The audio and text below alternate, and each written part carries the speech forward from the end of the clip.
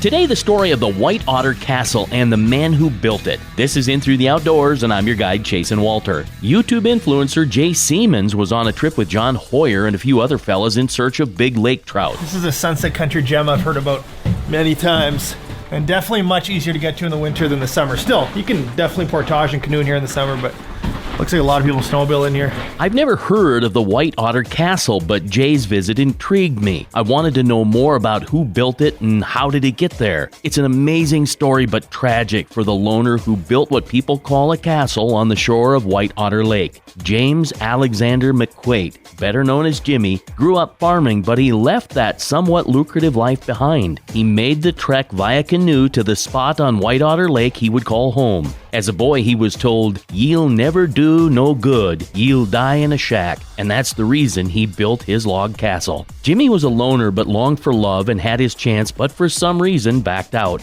He didn't drink, smoke, or cuss, and he single-handedly felled trees, cut, hewn, and placed the logs one by one all by himself. It was a massive home that looked more like a barn with a turret that stood 40 feet tall on property he truly never owned. He trapped his food but would go to a town called Ignace for supplies.